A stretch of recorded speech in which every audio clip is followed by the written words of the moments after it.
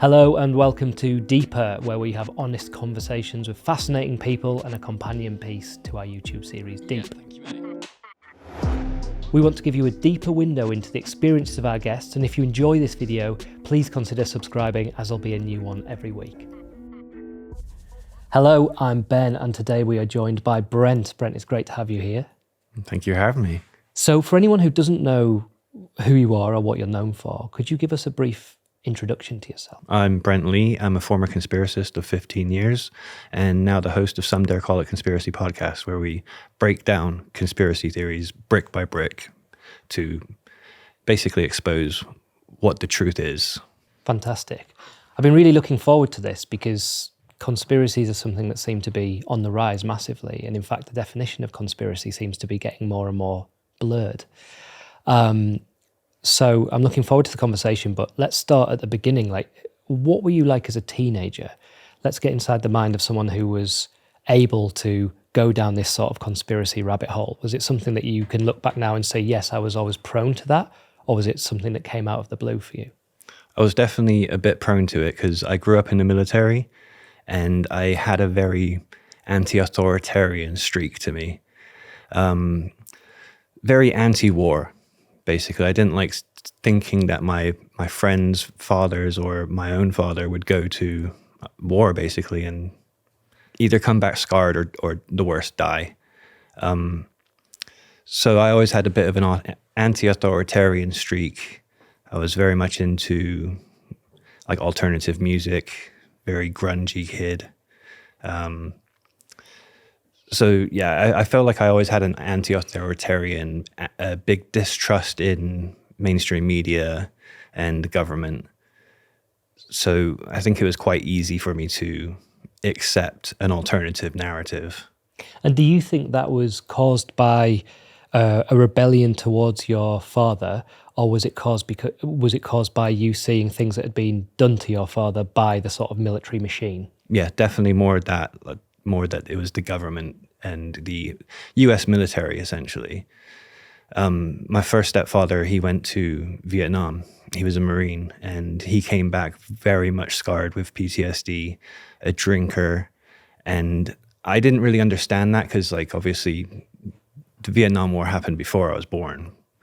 But growing up with him, like, I noticed there was a lot of terror in him. And by the time I was a teenager, like my mum would tell me like what had happened to him. And I just thought that was an injustice, basically. And did you see the way that the war was presented, the Vietnam War, as different to how his experience had been? Were you immediately seeing that there was a presentation of how America had performed in the war or what had been done there that was different to the experience that you were seeing from the man that you knew? Yeah, I think a lot of the time, like, the American government was denying that there was any PTSD among, like, many veterans. And my experience was like, no, this was deadly real. I mean, the man was 18 when he went to war and he saw multiple friends die. Like, it's got to be a big scar on people. Mm. Okay, so what was the point when you look back now? What was the first thing that you can label as a conspiracy theory that you would now say you don't believe, but what was the first one that attracted you, that made you start to think there's something going on here beneath the surface? Well, I was always quite interested in like fringe topics growing up. Being like an alternative kid, I kind of liked the JFK stuff, Bigfoot or UFOs, all that kind of thing, but it wasn't anything that I necessarily believed properly. I was just entertained by them. Mm. But for me, it was 2003 and I came across 9/11 conspiracy theory documentaries, and that was the conspiracy theory that really sucked me into the rabbit hole. I feel like 9/11, for want of a better phrase, was the gateway drug for a lot of people. What strikes me as interesting about 9/11 and different, and we'll get into this, but different to conspiracies now, is 9/11, when I look back on it, is still rooted in some form of logic. As in, there might be a reason that people would want to do it. And there might be a reason to benefit from it, whether it's an excuse to go to war, to take resources or something like that. And when I look back on it, it seems like much more of a... I knew people who went down the 9/11 rabbit hole who were liberal, slightly more right of centre, and it felt like more a broader conspiracy. So what was your... Back then, what was your view? What was happening? Like, what did you think was happening? Did you think why had the government done it? Did you think that they'd done it to give them access to different places? Did you think they'd done it to harm the country? Or what was going through your head as you started to go down that rabbit hole? We've got to put context for what was happening in 2003, and that was we were on the cusp of war with Iraq. The government was talking about weapons of mass destructions, and a lot of the media was kind of saying that this might not be true, and the UN itself was also saying this was not true. The weapons of mass destruction in Iraq just weren't present. There's a thing with 9/11, right, called the Project for a New American Century, which was written by the neoconservatives, which was the Bush administration. And this was written like the year before 9/11 happened. And in that book, it said that there was supposed to be, they would like to take more control of resources in the Middle East, essentially, but they wouldn't be able to convince the American public to do this unless there was some Pearl Harbor of our age. And that was something that would be talked about a lot in the conspiracy world and with this whole narrative. So the idea that, well, they did set this up, their very own Pearl Harbor, to go to war in Iraq, and then they pretended that they were going to find weapons of mass destruction, but no one had these weapons of mass destruction. So it really didn't add up what the mainstream narrative was trying to say. But this alternative narrative, that made a lot more sense. So 2001, it occurs to me that probably back then, the internet wouldn't have been what it is now. So there would have been less forums, less access to the internet around the world, less ability to share video content, less platforms sharing video content. So how were you communicating with other people that were following this rabbit hole and having these beliefs? I was using file sharing applications, which was like for the old school listeners and viewers, it was like a Kazaa. Mm-hmm. Like that was where we used to share MP3s or whatever. But we had dial-up, so it would take a few days to get an album. But that's where I was getting my content. Like I had come across, I loved watching documentaries. Mm-hmm. And I was just always interested in stuff. So I found this folder on a shared computer that had a bunch of documentaries in it. So I just thought, screw it, I'll download the entire folder, and waited for days or weeks or whatever for it to finally download.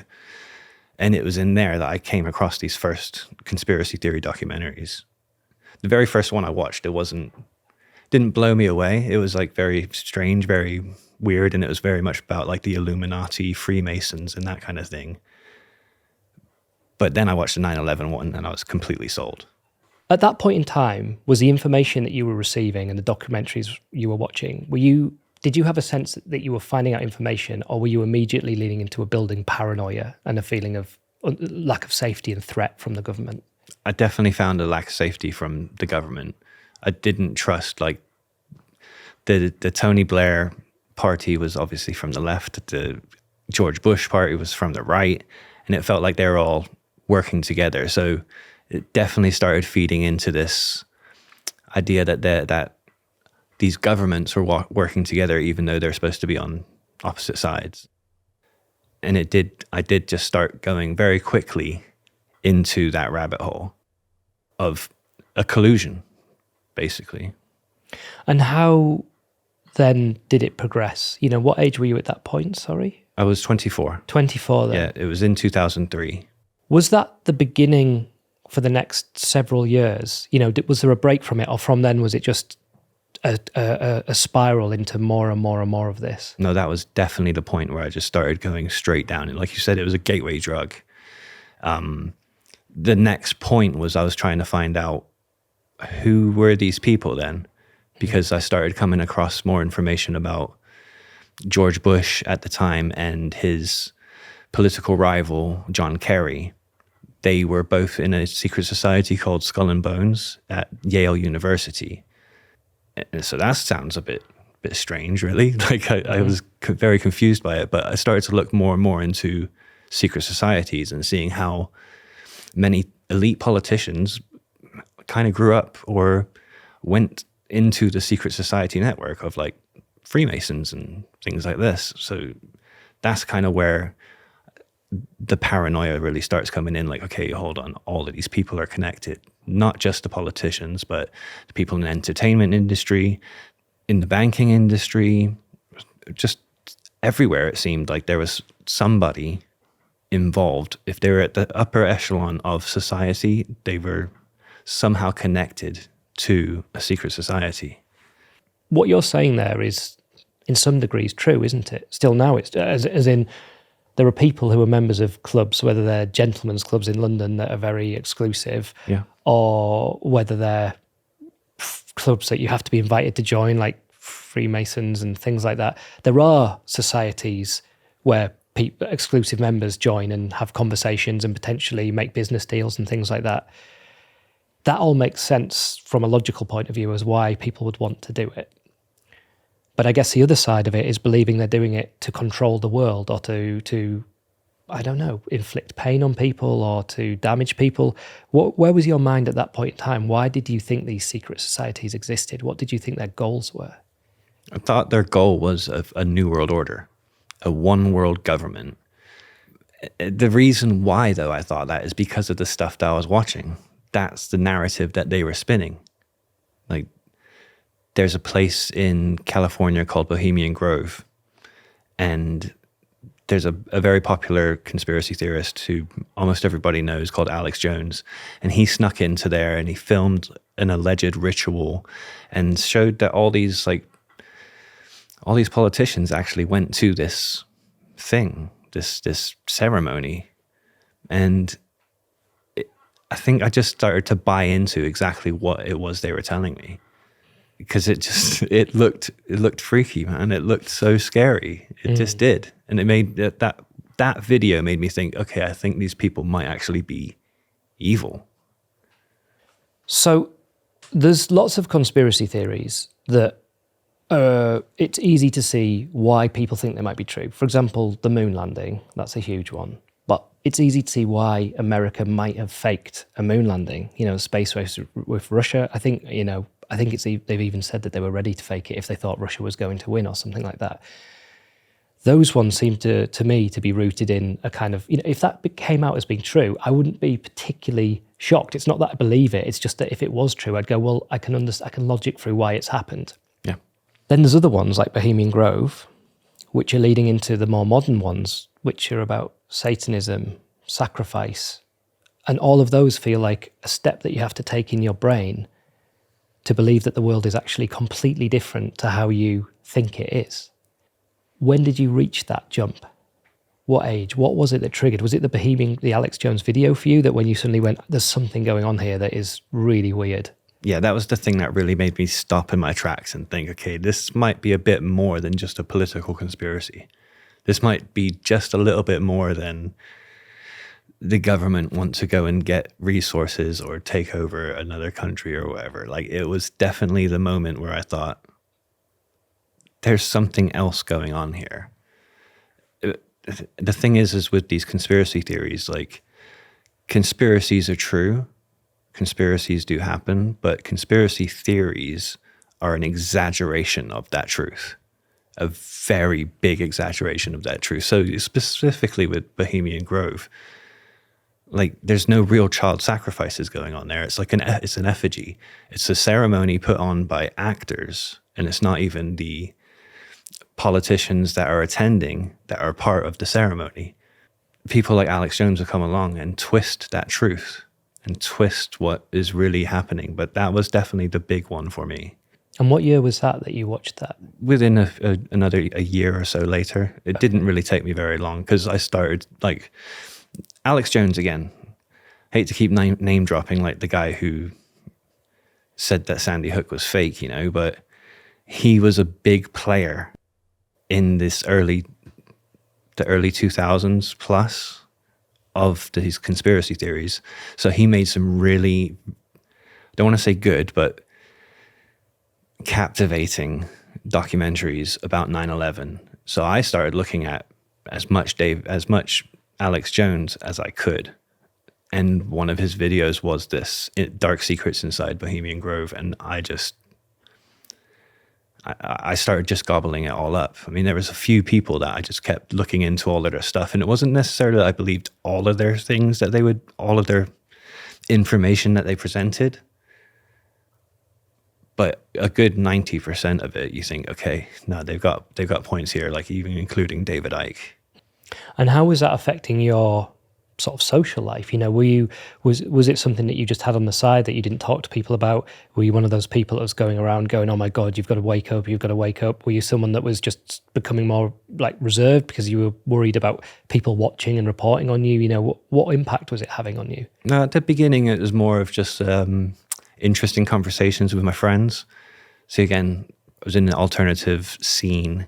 I was in a band, and we all kind of would talk about, weird stuff. It's not something that's really looked down upon in I guess, alternative scenes. You can all kind of talk about what you want. But I did definitely get an aura of like, Brent, what are you talking about? Like, but yeah, it did eventually affect my relationships with my friends. Like, because I got tired of trying to talk to them about it and them not taking any notice really. And like, I feel like I removed myself from them. Mm-hmm. I withdrew instead of like going to gigs and the parties afterwards. I would just go to the gig, do our set and go home. Felt like I really needed to get more information about this massive conspiracy that was going on. So run me through some of the, we started with 9/11. That was a huge moment for you. And then the Bohemian Grove was a huge one. Run me through some of the names of the sort of like big conspiracies over the sort of following decade after that or so that for the conspiracy community were kind of big things and big focal points. Well, there was always a lot of, at that beginning stage, there was a lot to do about false flag terror, because we just walked into like the war on terror. And with 9/11 being your baseline of that is a government plot where they murdered 3,000 civilians, you start to get into the idea that all these false flag or all these terror attacks and mass shootings were all staged. And not in the sense of like that they were a hoax, but that they were perpetrated by the government, by the intelligence services, and not actually by the terrorists.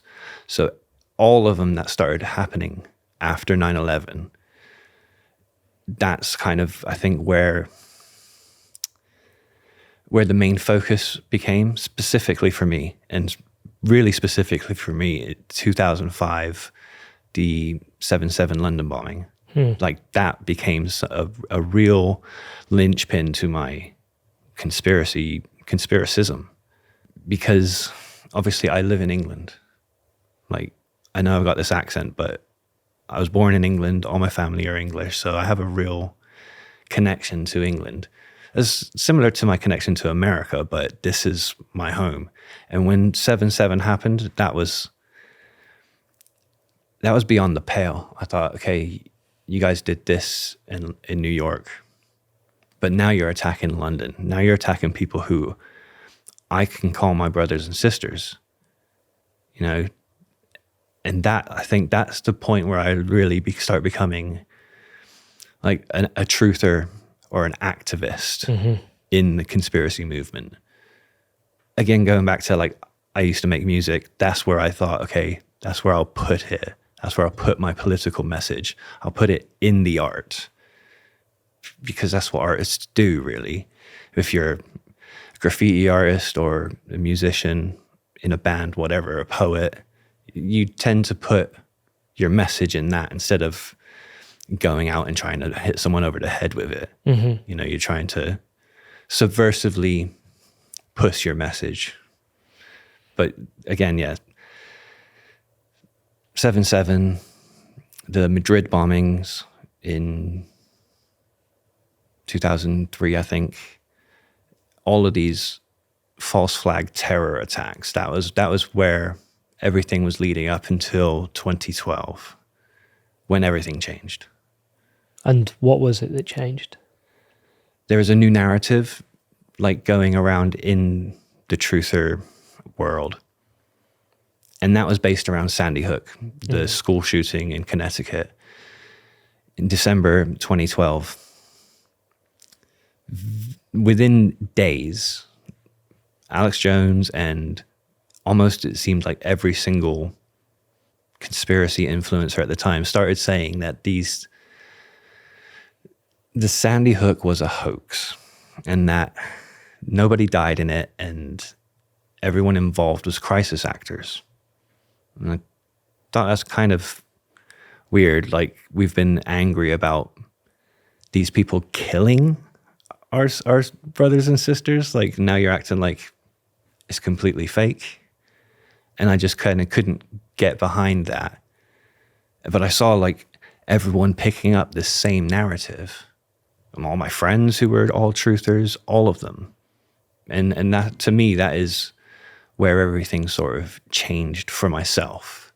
So what's really interesting there is a lot of people who I've seen talk before, there was an event that pulled them out of it, of deep conspiracy movement, but it's usually somebody is involved in it. With you, was it literally just, there was just something that didn't appeal to your sense of logic, even though you'd been following further and further and further down this path? It was just something about that story didn't ring true with you. Yeah, totally. Because like, I got to step back for a minute because, again, going back to the Bohemian Grove thing, these people are painted as evil. And there's a thought that like these mass shootings, terrorist attacks, they were all like rituals. The people that died were sacrifices. Mm-hmm. And that really spoke to me for a long time. Like, I thought, this is what they're doing. And then Sandy Hook comes around and they're saying it's fake, it's a hoax. Everyone who is involved is a crisis actor. Well, where's the sacrifice? Where's the ritual? I thought that's what these people were supposed to be doing. So it didn't gel with me. But it didn't pull me away from my conspiracism. It did start pulling me away from the crowd, though. I think that's a really important part of like how I moved away, was again, isolating myself from a community and going off on my own kind of thoughts. Did you have a partner at that time? I did. And were they also involved in the conspiracy crowd? Yeah. We got together just because we were conspiracists. Because when you're like that deep into what we were into, like you don't really want to be with someone who isn't into that kind of thing. It's kind of like being in like an extremist of some sort of religion. Mm-hmm. Like, you wouldn't marry someone who was a complete atheist if he was like full blown Christian. It just like kind of just doesn't work. And to think like the energy that it would take for me to convert a normie into the stuff that I believe, like try and wake them up to it, it's just, it's not an attractive option. So we were looking for people who like were into the same sort of thing. And that's, we came across each other on Facebook. We spoke for months. Eventually we met. And we're still together today. But it strikes me that must have been, to start to come out of that mindset and being in a relationship with someone that your relationship was based on that mindset. Was that concerning and worrying?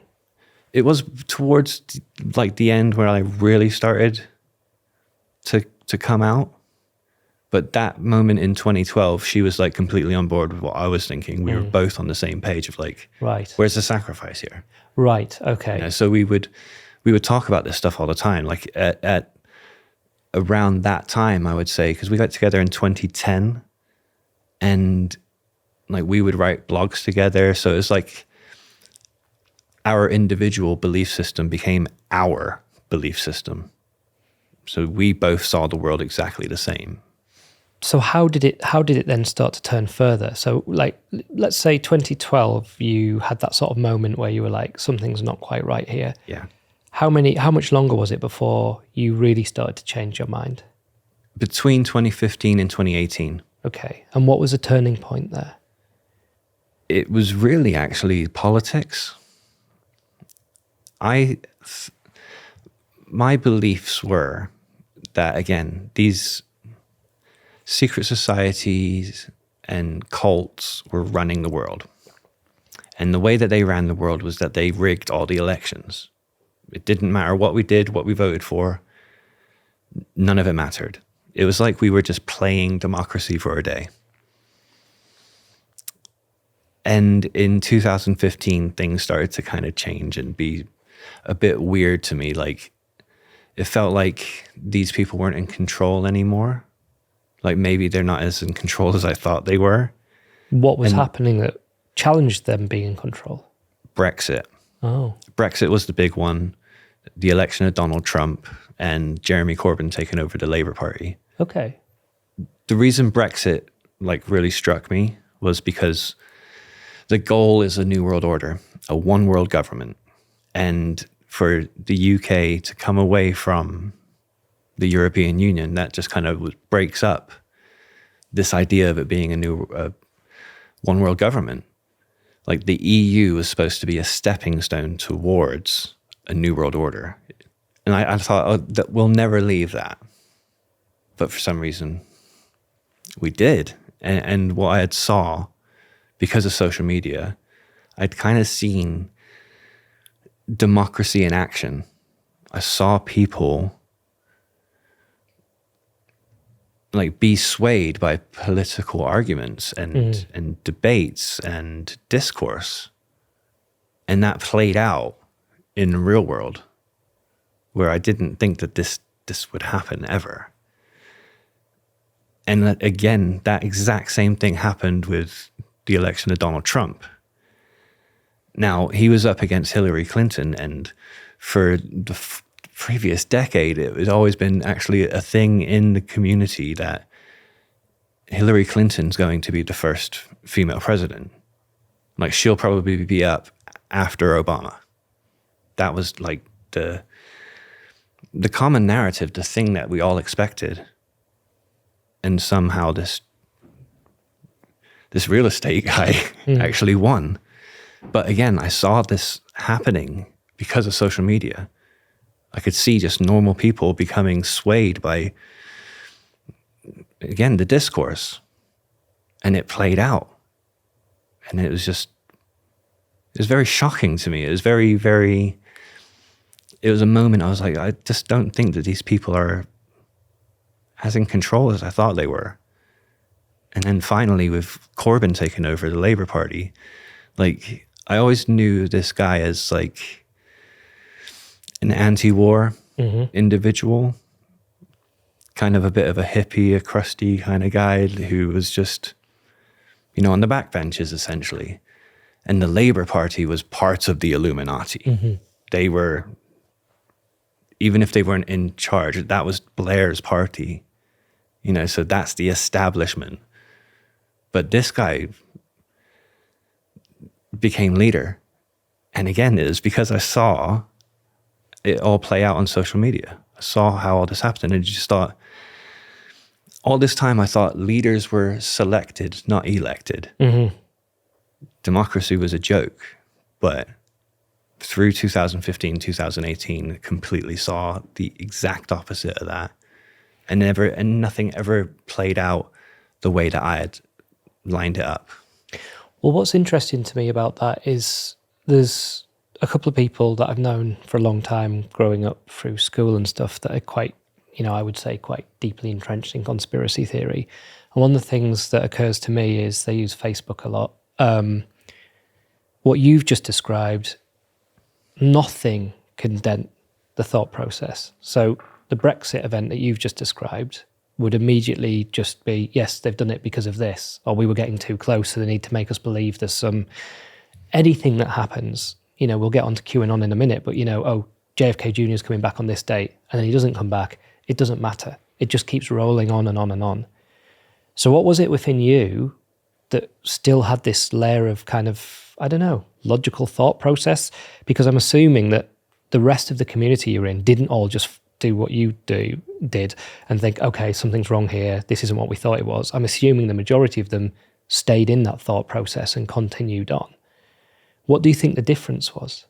I think the fact that I had started to pull myself away in 2012 from like being influenced by the community itself.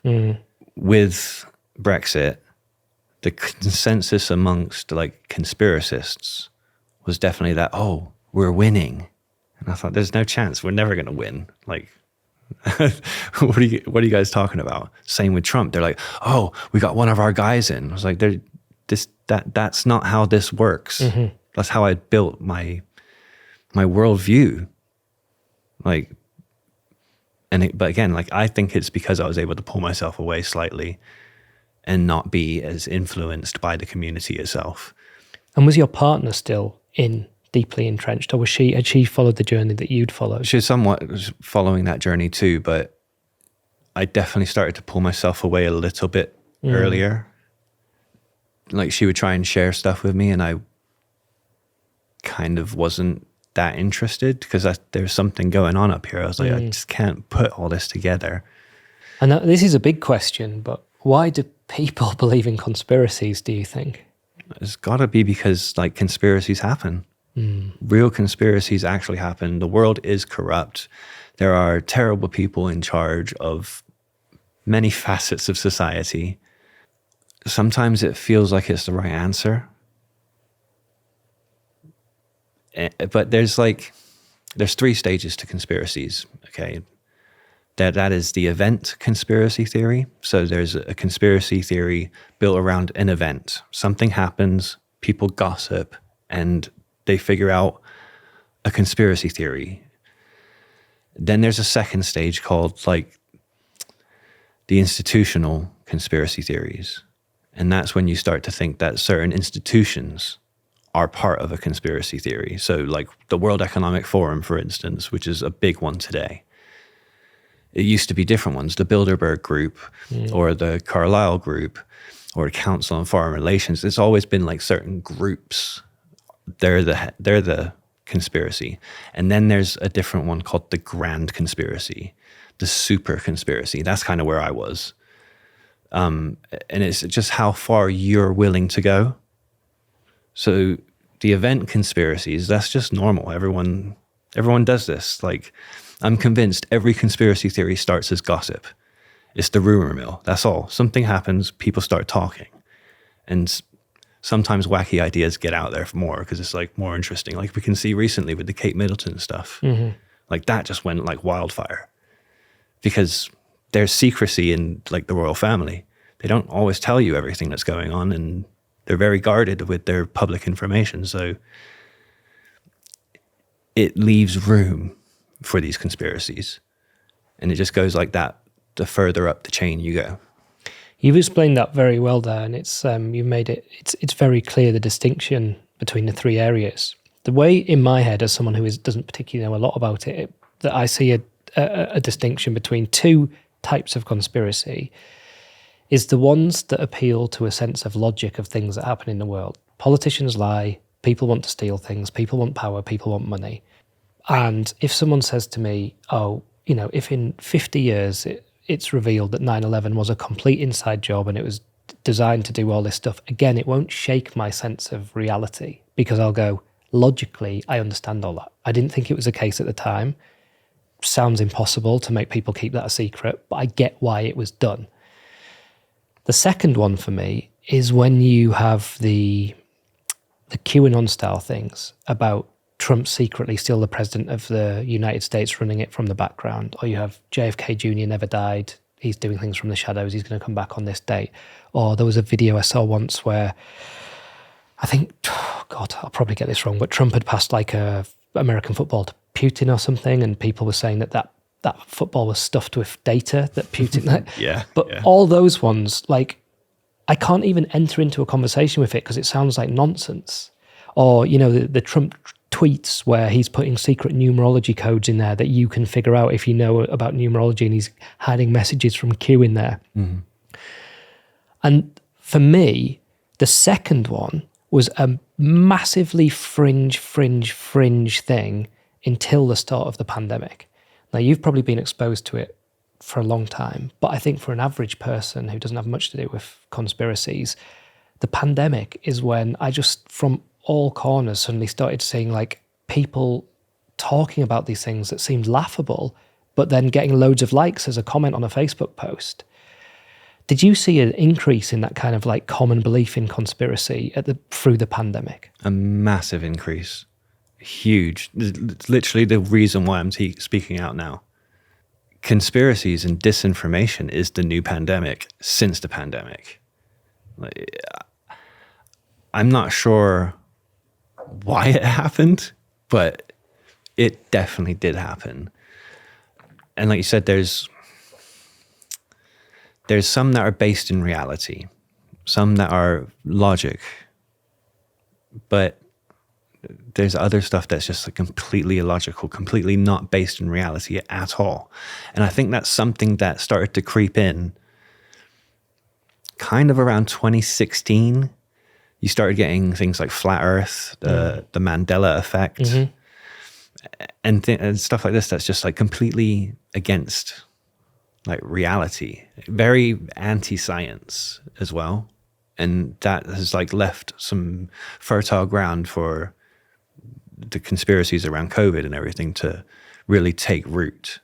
Most people will know, but for anyone listening or watching that doesn't, could you just explain flat Earth and the Mandela effect? So the flat Earth is obviously just like it sounds. Like, we don't actually live on a ball, we live on a flat Earth and there's a dome around us. To be fair, like when that started coming around in say 2015, 2016, my friend sent it to me and I just thought, why do I want to look at this? This is ridiculous. Because I like science. You know, it's something that's always interested me. The universe is like something I find a lot of comfort in, like learning about science, about the universe, planets, and all that sort of thing. So when they sent me this, I was just like, why would I look into this? Until they messaged back and they were like, no, you don't understand, Brent. NASA is controlling this. NASA is lying to you about the shape of the Earth, about everything. And because of that, I thought, okay, I'll give it a whirl. Let's have a look. So I spent about 2 weeks looking into it and just thought, no, this doesn't hold water. Because like I said, did think these institutions controlled everything. So the fact, like, yeah, the minute he said NASA, right. NASA's holding it back. Oh, all right, let's have a look. That's your trigger, the institutions. Yeah, totally. And the Mandela effect. So the Mandela effect is,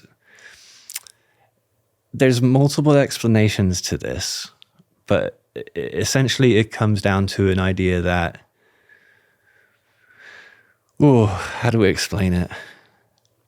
That we've slipped into a different timeline to each other or something. I don't really get it completely, but it's basically based in that we remember things differently. The most common one is like the Berenstein Bears, a children's story. And it's either Berenstein or Berenstein. And they're spelt differently. Everyone kind of remembers it differently. And that's all it's based on, really. There's a very common one I've seen online, which is there's a brand called Fruit of the Loom. And the logo is a bunch of fruit and... a cornucopia? Yes, a cornucopia, which is a little basket horn thing. But actually, there is no cornucopia. And I remember, yes, yeah. And I remember, I distinctly remember, I used to have everyone had Fruit of the Loom jumpers at school. And I distinctly remember the grapes, the red apple, another bit of fruit, and then a little brown cornucopia. And there is and has never been a cornucopia. Okay, it's real. It's real. We're So done here. therefore, we've slipped into a different timeline.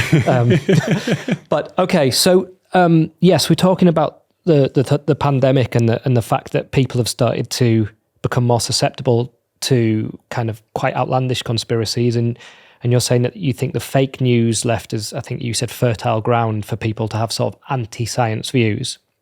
The thing I was surprised at during the pandemic was I never get what they meant, what they want to get by it. So people keep saying things like, you mentioned it earlier, you said there's this group that control us all and they're playing at democracy. With the scamdemic, as people call it, or plandemic, people are often saying, well, they wanted to poison us with the vaccine, so they faked this thing. But the bit that I don't understand is if they control the entire world, why don't they just put us all in, I don't know, rock mines, like on Total Recall or whatever, and we'll just do that for the rest. You know, why can't they just do whatever they want? It's the same as when people say they control Facebook and you're not allowed to post, you know, they'll control the posts and take them down and do all this. But they're writing it on Facebook. And I don't understand that part of it, that lack of logic in saying there's people that control everything we do and can watch us nonstop and do all this stuff, but they're not allowed to do the thing that they want to eventually do. How, when you were in that, how did your mind rationalize through that? So my thoughts at the time were more that they controlled the mechanisms of the world. They don't necessarily control everything yet, but that's the goal. That's what the New World Order is. The New World Order is the final end goal. And the only way we'll achieve that really is through depopulation, because they can't control the population that was growing, because we could rise up against them. That was the whole point of us even speaking out. We could take these people on if we gather and we join in numbers. But would they have controlled the military, for example? Somewhat, but we all have autonomy. Okay. So the soldiers could rise up. Okay, I see. That's also what we would always hope that they would do. But yeah, the end goal is global domination, and they hadn't quite got it yet. They just controlled all the mechanisms. And who are they? Are they Americans? Are they everyone? Government? Everyone. For me personally, it went back to, like, we're going to go into the weeds here, but it went back to the ancient gods of the world. Wow. Like in Judeo-Christianity, it's the fallen angels. And basically, there's a common thread. Like, this is in QAnon, it's in David Icke sort of stuff, and it's all about these ancient gods or the fallen angels came to the daughters of man and they bore children to them. So there's hybrids. And then these hybrids are the people that became our royal families throughout the ancient world and continued all the way up until now. These were the ones that actually secretly ran the world. And everyone else, like, say, the institutions or whatever, were their lackeys. And again, it was everyone. Like, there was no barrier to race or religion. So, like, it wasn't just the Jews or something like that. It was everyone who had this Illuminati bloodline, which went back to this alleged hybridization of, some people will say it's the ancient aliens. Like, a lot of people know that kind of story. But that's who they were to me. And like, the easiest way I used to always, people would ask, who's they? And I would always say, the hierarchy enslaving you. That's who they are. And I didn't expect that, the fallen angels bit. I thought you were going to say, went back to ancient emperors or something like that, and it continued to... But they are the same people. They are. Right, okay, yeah. Sure. So, but the fallen angels were supernatural creatures. It became very extremist in my religion at that time. So were you religious as well as, at that point in time, were you religious as well as... Not when I fell down the rabbit hole. Right, okay. Not when I first started, but the minute I started realizing that these people were doing sacrifices, rituals, and essentially they were pretty much evil, that I started to think, okay, maybe there's a good that I should be looking into. I mean, it was a little bit spiritual, like, oh, we're all one, dude. Mm-hmm. You know, that kind of thing. Mm-hmm. Like, when I was a teenager, so it wasn't an alien concept to me to go on a spiritual journey. But I did eventually like settle on a religion. And that, you know, there's elements of that kind of supernatural stuff that feed through. Probably the most common one that people might know of is a David Icke one, where he, years ago, I think in the 80s, said that the Queen was a shape-shifting reptile from outer space or something like that. Maybe two of those things of, you know. Yeah. But basically had different powers and different physiology. And, you know, I've seen clips online of people sharing, saying, look at the bodyguard blink with his eye. He's got eyelids that come in from the sides and things like that. That must have been, if that's sort of, maybe not that extreme, but you believed in that kind of different creatures and beings populating the world, that must have been quite terrifying to think that there's these things that are just more powerful than you as a human that control the world. Like, it must have been quite a fearful existence. Yeah, so somewhat. I think on that first bit of journey, like realizing that they're evil, that was probably the scary part. But becoming a Christian, like, it kind of gave me, I felt like I had the armor of God, so I didn't have to be that scared of these ancient gods, essentially. So with the David Icke reptilian idea, like I would read David Icke, I would watch his books, I was very much into him, and I agreed with about 90%, and the lizard thing is in that 10% that I didn't agree with. But I thought he must be onto something, because he's using witness testimony from people who allegedly have seen them. So I had to kind of think to myself, well, what is it that he's talking about? What is it that these witnesses have actually seen? So to make it fit with my emerging worldview at that time, like, I had to move my goalpost to, these are demons. These are people who they either have the bloodline of these fallen angels, which are all in league with the devil, but they can channel demons. So maybe that's what this reptilian sort of thing was, because, like, you gotta remember, like, Satan is the snake in the Garden of Eden, so there's always this reptilian, serpentine imagery, like, linked to Lucifer and Satan and the fallen angels and the ancient gods. And do you think at that point in time, this is a complicated question, but do you think you were mentally ill at that point in time? In the sense that, you know, if someone came up to you in the street now and said, there's shape-shifting lizards chasing me and there's demons that have powers on Earth and they can, you know, the immediate thought I would have if someone started saying that to me in the street is that, you know, there could be some sort of underlying schizophrenia or some kind of mental health condition. However, you were clearly able to function completely with a relationship, with friends, in society, a job, you know, a band, stuff like that. So you can't write that off as being, you know, oh, something had gone wrong, there'd been some kind of breakdown. But I do think it's an interesting question of where you draw the line between people who have started to believe something that is so outlandish that they can no longer be considered as functioning in a way that we'd all agree was normal, and that you can just believe whatever you want if you tell your, you know, is it a kind of brainwashing? Is it some sort of breakdown? Is it none of those? Is it just thinking? I think for myself and for other people that, like, I would mix with, I think it was more because we were just creative.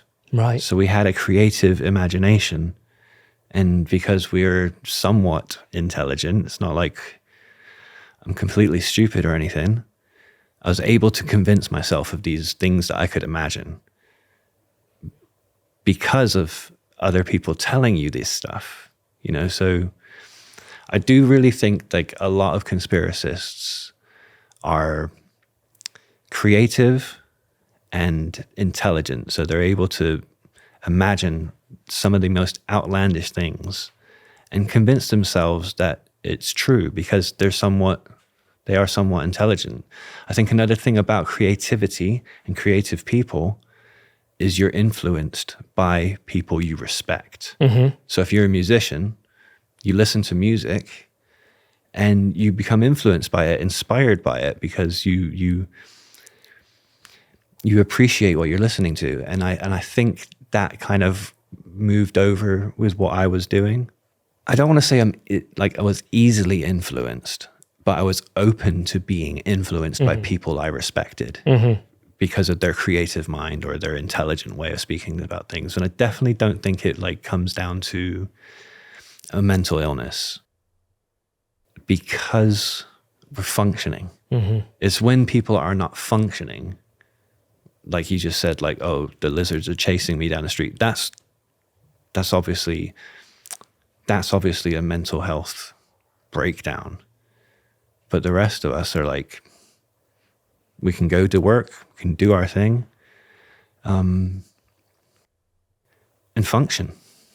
And one of the things that I've found there seems to be a shift in the recent years is, I feel like when I first came across conspiracies, they had no attachment to political leaning. 9/11, I had hippie friends who believed in 9/11. I had more right-wing friends who believed in it. And you seem like you've always been quite a liberal, left-leaning sort of person.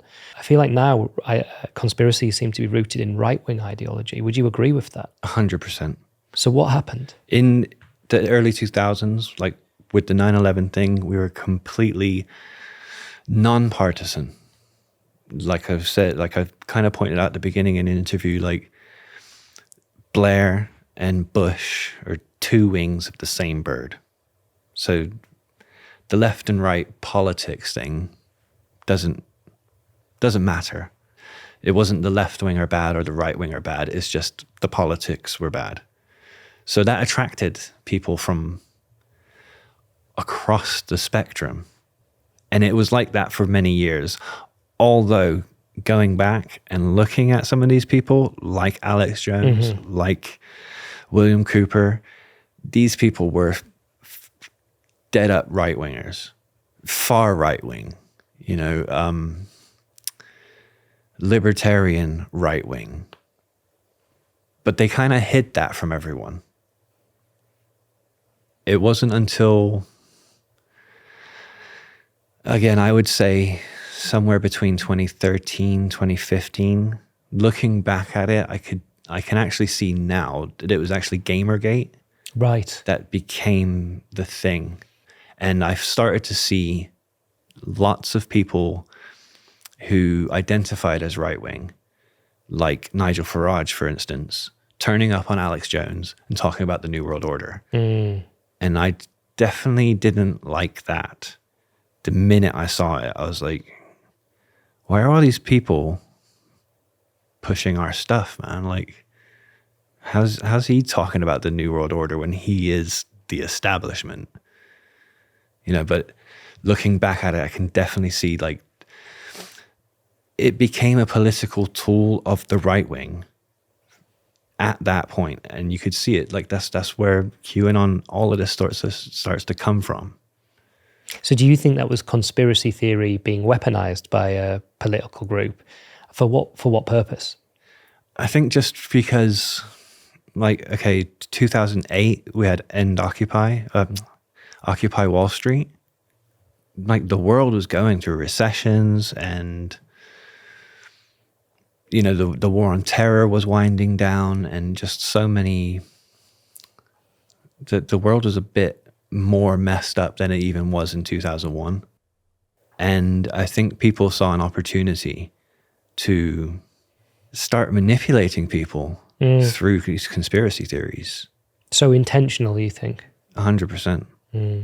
I just saw people that were not conspiracists using, like, our talking points to try and get people on board. And what I've come to realize is it's actually populism. Like, this idea of there's an elite against the people, against the populist. And so the left and the right have a version of populism. Like, sometimes it's more conspiratorial than others. Like, even Jeremy Corbyn, like, he is a left-wing populist. And I found that actually quite attractive when I was on my way out. Because like you said, I I'm progressive. I've always been a progressive, always been, without knowing it, on the left. I didn't understand politics as much as I do now. I didn't understand the political spectrum. I was completely naive to that. I just thought left meant Tony Blair, right meant Bush, and that was it. So I mentioned earlier about the sort of conspiracy theories really ramping at the start of COVID and lockdown and all those kind of things. Do you think that was an example of people actively trying to use conspiracy to convert people, or do you think there is some sort of parallel between the way if people feel lost or out of control or like they're in chaos and needing to cling on to some sort of pattern within the chaos? Because I think a lot of people I never would have imagined would have gone down a route they've gone down in terms of conspiracy through COVID have now started off in a kind of, I don't think we shouldn't be locked down again. Okay, that's a fairly reasonable thing to say. There's reasons for thinking that. And then they're locking us down on purpose. And then the bit that for me really makes, okay, there's something happened here, is when people say, we'll never come out of lockdown now because this is what they wanted. And then we do come out, but they still believe what they were saying. So what is it about that kind of situation in the pandemic that drove so many people into this way of thinking?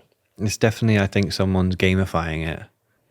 We go back again to the Brexit and the Trump votes. The people behind that were pushing conspiracy theories. And they noticed that this works. Getting people riled up over these conspiracy theories actually works. I mean, even our conservative government at the last conference, they were spreading conspiracy theories there. They were talking about the 15-minute cities and the trans agenda and all these other different conspiracy theories. And it's like, some reason, like it's become attractive to normal people. And I think it's because it's been mainstreamed. These ideas have become mainstream. And obviously with the pandemic, now the pandemic is a completely different thing in a way, as people were scared. People were terrified. Like there's a novel virus. It's causing like pneumonia, people to die very quickly. This is in the very first stages. And I think people had to make a decision like, well, is this real or is this not real? And sometimes it's more comforting to just believe viruses don't exist. They're just lying to us then. I don't need this. I don't need the vaccine. For some reason, it just becomes more comforting or more easier to believe that this thing isn't actually happening.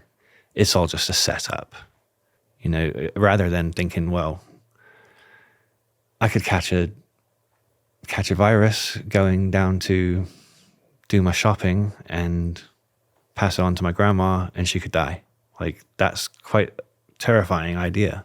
I suppose as well, if you do believe that it's a setup and someone is doing it, then even if it might be difficult, it could be stopped. Yeah. If it's a virus, you can't stop it until you know how to. Yeah.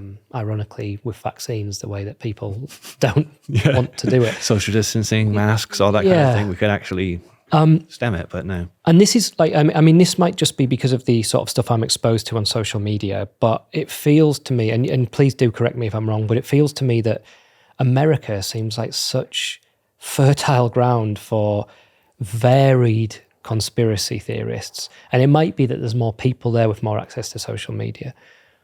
Would you say that's an accurate assumption, or do you think it's spread equally around the world?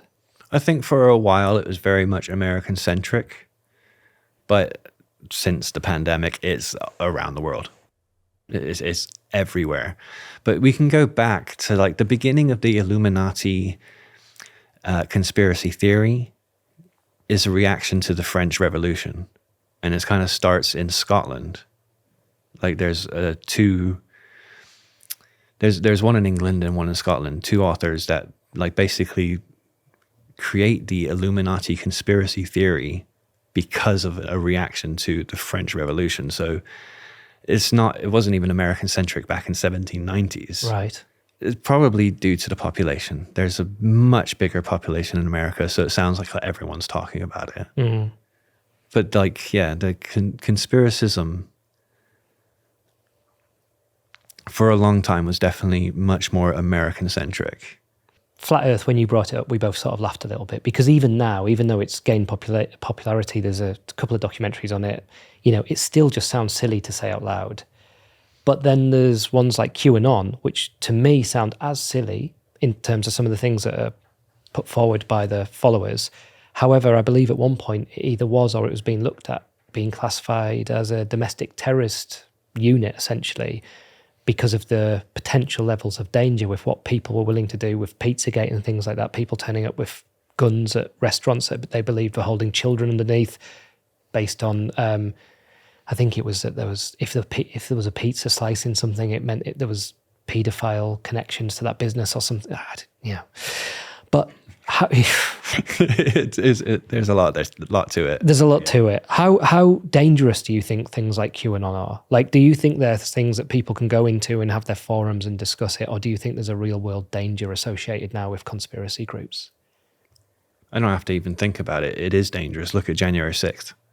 Look at the attempted insurrection, the January 6th riot at the Capitol building. That's all fueled by the QAnon conspiracy theory, or at least maybe not necessarily the pedophile elite version of it, but the Trump is king kind of version of it. Like, it's 100% dangerous to be weaponized, to be moved by this. The people that are like manipulating us through these conspiracy theories are doing it for nefarious reasons, and it's dangerous.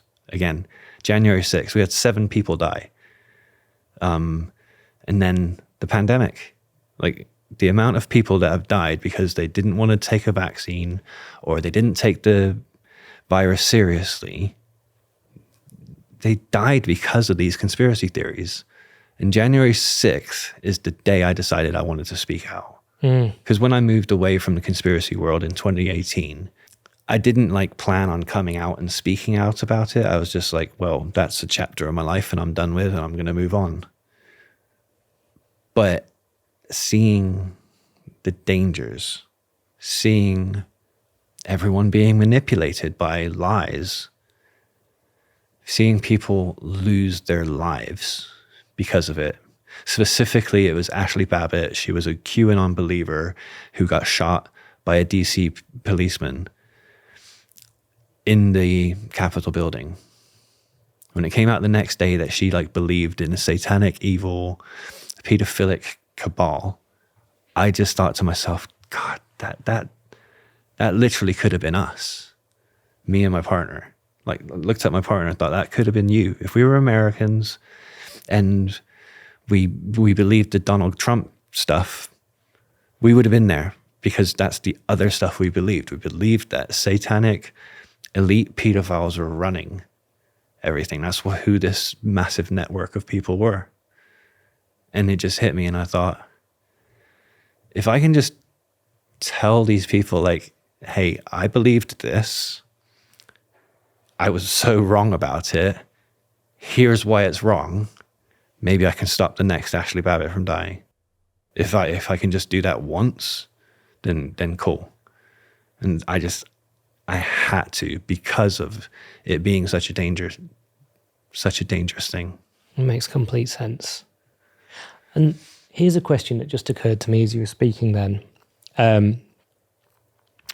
And obviously, I don't mean it to be disrespectful. I'm gonna, it's right. kind of, no, but it just occurred to me. So you used to believe that reality was a group of people were in control to basically cause harm to the general populace, and you firmly believed that reality at that point in time, and you broke away from it.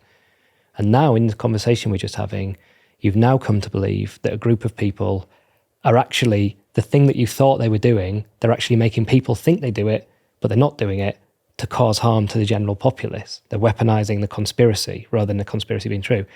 But ultimately, the belief is similar in that a group of people are doing something to cause harm or to further their own goals that are opaque. You can't quite pin down who it is or who's behind it exactly. As someone who's lived a version of reality that you sure was true and then moved away from it completely 180, how do you know this version is the correct one? It's more backed up by mainstream news. It's backed up by academia. This is the non-exaggerated version of conspiracy. Like the conspiracy theory stuff is complete fabrication or exaggeration of what's really going on. It's just, I always try and say, like, it's the Spinal Tap joke. I used to be turned up to 11 and now I've come back down to about a 5 or a 6, because that's the healthy kind of skepticism. It's good to have healthy skepticism. It's good to have a healthy distrust. And I didn't have a healthy distrust back then. I was completely all in. I just didn't trust anybody. But now I'm in a bit of a privileged position, because I'm actually getting like a little bit of an insight into behind the scenes. I didn't understand how the media world worked. I thought it was all about like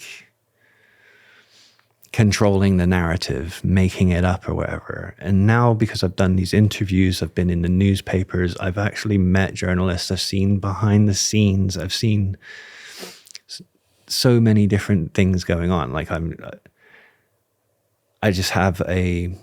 not as naive as I used to be. So like I said, like I have a healthy distrust of what's going on, but I also have a better understanding of what's actually happening here. So there's a subreddit I follow called QAnon Casualties, and it's quite heartbreaking. You're aware of it yourself? Yeah, that's my friend who's just passed away. Oh God, He's sorry. Jitar Jadeja, who started QAnon Casualties. God, I had no idea about that. I'm so sorry. Yeah. So yeah. Do you want me to ask something? Should I change? No, go. Okay. Definitely. Sorry, I knew that you'd had some bad news recently. That's actually him, Jitar. Yeah. God, I had no idea about that. So I follow QAnon Casualties and have for a long time. And it's a heartbreaking subreddit because for anyone who doesn't know what it is, obviously you do know. It's basically people who had loved ones, so partners, family members, best friends who have been lost to QAnon. And they're basically asking for advice on how you bring people back from it. Sometimes there's moments, really nice moments, where people post in there that they were lost to QAnon and had separated and withdrawn from their friends or their families and have found their way back through different reasons. But one of the things that I see being said over and over again is it is not possible to bring someone back unless they're ready. You know, once their brain is into this pathway, the more you push, the more they'll resist. If there's someone watching this who has lost somebody to a conspiracy theory, a partner, a best friend, somebody, a family member, what advice would you give them? The first thing I would definitely say is do not give up hope, because as far down as they can go, they can always come back. Like, you can look at me as an example. You look at the guy who started QAnon Casualties, Jitar Jadeja, who also was very deep into QAnon, and he pulled himself out. The thing is with many of us is that we didn't have a helping hand to come out. It is about pulling yourself out. However, I think that there are certain things that you can do to help or make that journey easier. First things first is that you definitely do not want to argue with them. Don't isolate them. Always try and keep in touch, you know. If you actually want to try and pull someone out of this rabbit hole, then you're going to have to learn how to engage with them by learning about what it is that they're talking about. You need to have counter arguments to what they're saying. And the only way to really do that is to look into it.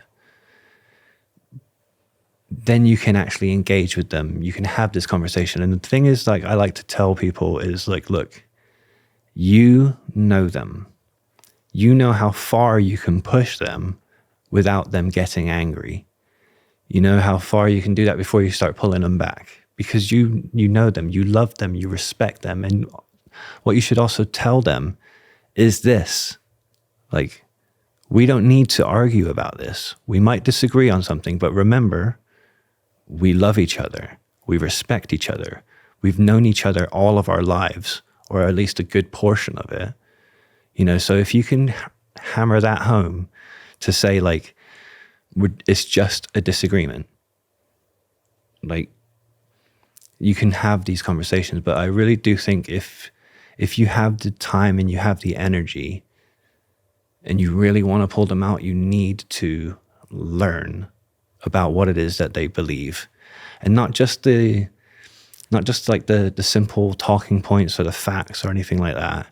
You want to know why these things are believable to them. You know, not just what it is they believe, but why they believe it. Which is one of the reasons I speak out, which is one of the reasons we've got this podcast. We want to show you all the way through what it's made of and why people believe it. And then at the end, we'll deconstruct what's not true about all of it. But these are the things you need to do to actually try and pull them out. Fantastic.